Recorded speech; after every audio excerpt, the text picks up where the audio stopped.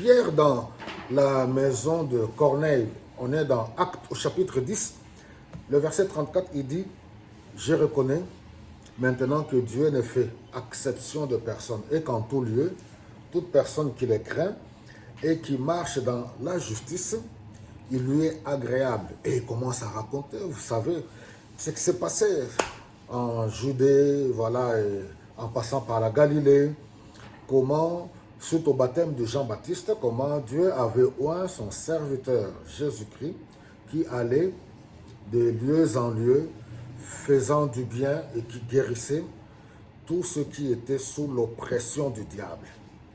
Alors, vous allez comprendre le contexte, c'est que quand Corneille, voilà, a eu la visitation de l'ange qui lui a dit que voilà, Dieu a écouté ta prière et puis il lui a dit d'envoyer quelqu'un d'aller chercher Pierre qui était à Joppé.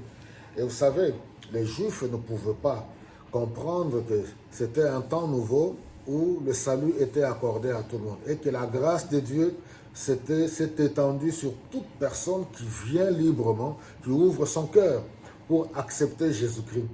Alors, Pierre, à Joppé, là où il se trouvait, il avait faim, il tombe en extase, il voit une nappe qui tombe du ciel, voilà, qui était attachée de tous côtés, il voit, il y avait toutes sortes de bêtes, les reptiles, les quadrupèdes.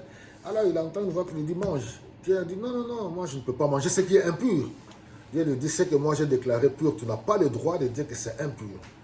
C'est une très très bonne leçon. On est à une époque où Dieu, oui, accorde la faveur à tout le monde. Toute personne, oui, il a envoyé son Fils Jésus-Christ. Toute personne qui l'accepte dans sa vie, il reçoit les bénéfices et la grâce de Dieu et toutes sortes de bénédictions. Il est libéré de ses péchés.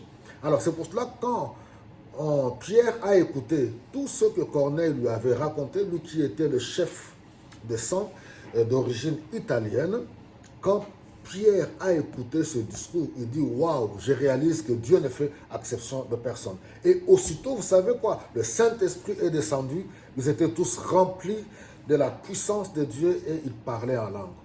Ah, Pierre, avec toutes ces personnes qui l'accompagnaient, mais comment? Qui sommes-nous si Dieu n'a pas pu s'empêcher de leur accorder, oui, cette grâce, le baptême du Saint-Esprit, qui sommes-nous pour leur refuser les eaux du baptême? N'est-ce pas que Dieu est merveilleux? Et là, une parenthèse, Christ allait de lieu en lieu, faisant du bien, guérissant tout ce qui était sous l'oppression du diable.